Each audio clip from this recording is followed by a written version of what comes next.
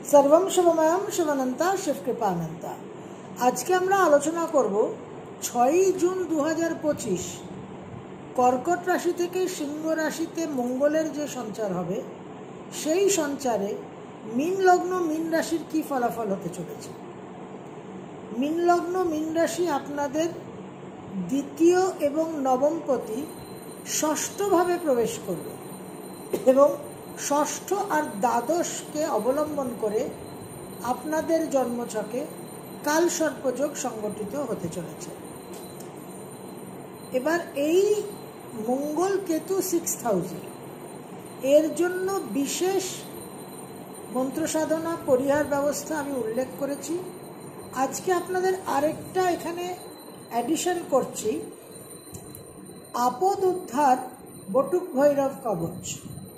আপদ উদ্ধার বটুক ভৈরব কবচ, এই স্তব কবচ মালা, এই যে বইটি দেখছেন স্তব কবচ মালা, এই বইটি আপনারা সংগ্রহ করতে পারেন। 100-120 টাকা দাম, অত্যন্ত উপকারী উপযোগী। ভবানীপুরের গৌরীদি আমাকে এটা উপহার দিয়েছেন, আমি অত্যন্ত কৃতজ্ঞ এবং আপ্লুত। এই বইতে আপনারা আরও অনেক রকম স্তব কবচ পাবেন। আমরা যে ভিডিওতে এই মঙ্গলের সঞ্চার নিয়ে আলোচনা করেছি সেখানে আমরা নারদ পুরাণ থেকে সংকটনাশক স্তোত্রম উল্লেখ করেছি। এই সংকটনাশক স্তোত্রমটাও আপনারা প্রতিদিন অতি অবশ্যই 6 জুন থেকে 28 জুলাই পাঠ করবেন এবং এই সংকটনাশক স্তোত্রতে গণপতি গণেশের 12টা স্বরূপ উল্লেখ করা আছে, 12টা রাশি লগ্নের সঙ্গে সংযুক্ত। তো মীন লগ্ন মীন রাশির জন্য যে স্বরূপ উল্লেখ করা আছে সেই স্বরূপের নাম গজানন। তাহলে ওম গজাননায় নমঃ, ওম গজাননায় নমঃ, এই মন্ত্রটি আপনারা সারাক্ষণ জপ করতে পারেন, সবচেয়ে সহজ স্বরূপ। অবশ্যই সংকটনাশক স্তোত্রমটা একবার অন্তত আর আপদ উদ্ধার বটুক ভৈরব কবচটা একবার করতেই হবে, তার সঙ্গে ওম গজাননায় নমঃ। এছাড়া আমরা একটা সংক্ষিপ্ত কিন্তু অত্যন্ত শক্তিশালী প্রয়োগবিধি আলোচনা করেছি দেবাদিদেব মহাদেবের মহামৃত্যুঞ্জয় স্বরূপকে কেন্দ্র করে, এবং সেখানে জ্যোতির্লিঙ্গর একটা আবাহন। তো মীন লগ্ন মীন রাশির জন্য ত্র্যম্বকেশ্বর যে জ্যোতির্লিঙ্গ আছে সেই জ্যোতির্লিঙ্গ হচ্ছে প্রাসঙ্গিক। আপনারা সেই প্রয়োগ বিধিটা কিন্তু অতি অবশ্যই ফলো করবেন প্রতিদিন। মীন রাশি আপনাদের 7.5 পিরিয়ড চলছে, দ্বাদশে রাহু, ষষ্ঠে মঙ্গল কেতু। 6000 মঙ্গল কেতু আকস্মিকভাবে আপনাদের একটা মঙ্গল কেতু যে পরিবর্তনটা আনে, যে রূপান্তরটা আনে, যে একটা এক্সপ্লোসিভ প্যারাডাইম রেভলিউশনারি শিফট, সেটা আপনাদের জন্য কিন্তু বিশেষভাবে প্রযোজ্য, কারণ সঙ্গে 7.5 চলছে। তো কর্ম পরিবর্তন করতে, জব চেঞ্জ করতে বি ভেরি কেয়ারফুল। সব রকম প্রোজ অ্যান্ড কনস চেক করে নেবেন। খুব স্টেবল জবে আছেন, একটা খুব লিউক্রেটিভ স্টার্ট আপ পেলেন, জয়েন করলেন, 6 মাসের মধ্যে সব শেষ। জব চেঞ্জে বি ভেরি ভেরি কেয়ারফুল।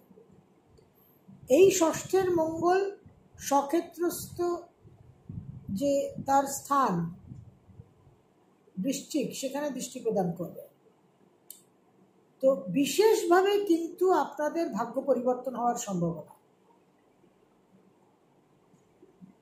দূর ভ্রমণ, বিদেশ ভ্রমণ, উচ্চ বিদ্যার কানেকশন, এবং এই দূর ভ্রমণ, উচ্চ বিদ্যা, এই সমস্তর একটা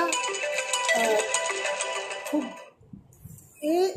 মনের মধ্যে একটা ডিজায়ার তৈরি হবে উচ্চ বিদ্যাকে অনুসরণ করার, বিদেশ ভ্রমণ করার।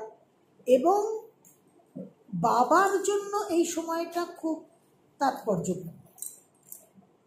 জন্মছক যদি সাপোর্ট করে তাহলে বাবার কিছু অত্যন্ত শুভ পরিবর্তন, অনেক আয় উন্নতি, অনেক কিছু বিবাদ থেকে, সংকট থেকে মুক্তি।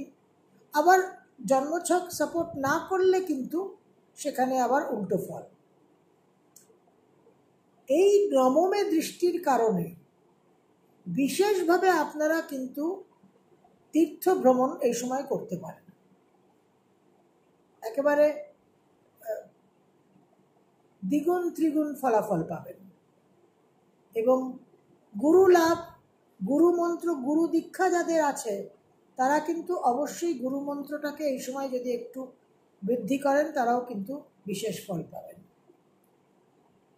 মঙ্গল দ্বাদশভাবে দৃষ্টি প্রদান করবে, প্রবল অর্থ ব্যয়ের সম্ভাবনা এবং রোগ বিয়োগ, রোগ ব্যাধি, আকস্মিক কিছু অস্ত্রোপচার, হসপিটালাইজেশন, এই সমস্তরও কিন্তু সম্ভাবনা দেখা যাচ্ছে। কর্মক্ষেত্রে কিছু বিবাদ তৈরি হওয়া, কর্মক্ষেত্রে কিছু সহকর্মীদের কিছু ষড়যন্ত্র, কিছু ব্যাকবাইটিং, সেই জায়গায় খুব ডিপ্লোম্যাটিক্যালি আপনাদের চলতে হবে। এই মঙ্গলের অষ্টম দৃষ্টি থাকছে আপনাদের লগ্ন রাশিতে শনির উপর। আকস্মিক কিছু অর্থপ্রাপ্তি, আকস্মিকভাবে বড় ভাই বোনদের সঙ্গে কিছু বিবাদ, এই জায়গাগুলোও কিন্তু আপনাদের খেয়াল রাখতে হবে। 6th হাউসের মঙ্গল কেতু, লোন নিতে খুব সাবধান। অনেক রকম প্রলোভন আসতে পারে। একটা বড় রকমের লোন নিয়ে ইউরোপ ট্যুরে বেরিয়ে গেলেন, তখন এই লোন কিন্তু আপনাদের একটা বড় রকম সমস্যা হয়ে দাঁড়াবে। 7.5 মেন ফেজ চলছে, লগ্ন রাশিতে শনি অবস্থান করে আছে। অতি অবশ্যই কিন্তু সাবধানতা অবলম্বন করতে হবে। দাম্পত্য জীবনের ক্ষেত্রেও কিন্তু 2nd হাউসের লর্ড মঙ্গল, আত্মীয় স্বজন, শ্বশুর বাড়ির আত্মীয় স্বজনের সঙ্গে কিছু বিবাদ, দাম্পত্য জীবনে কিছু ভুল বোঝাবুঝি, এই জায়গাগুলো বি ভেরি কেয়ারফুল।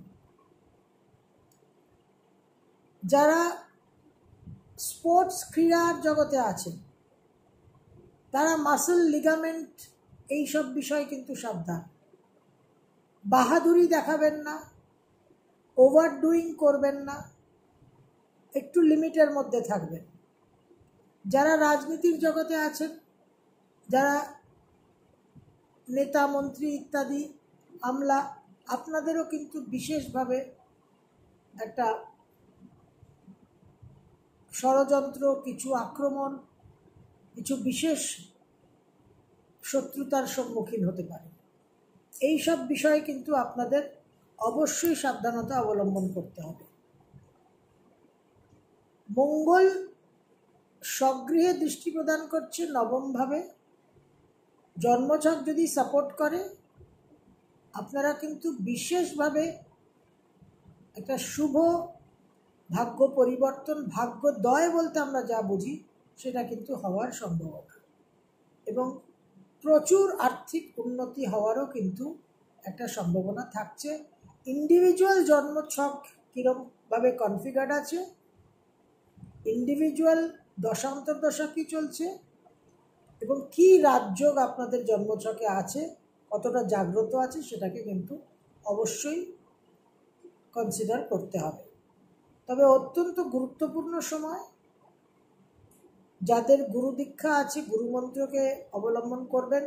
যে প্রয়োগবিধি আপনাদের দিয়েছি সেটাকে অবশ্যই পালন করবেন, এবং একদম লো অ্যাপিটাইট ফর রিস্ক, কোনো রকম ঝুঁকি নেবেন না। অ্যারোগেন্স, ইগো আর অ্যাঙ্গারকে কন্ট্রোলে রাখবেন। কোনো বিবাদে প্রবেশ করবেন না।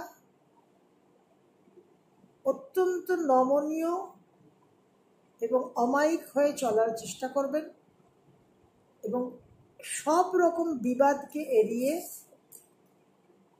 একটা টোটাল শান্তিপূর্ণ মনোভাব কনফ্লিক্ট রেজলিউশন মাইন্ডসেট নিয়ে চললে কিন্তু আপনারা এই সময়টাকে সঠিকভাবে অতিক্রম করতে পারবেন।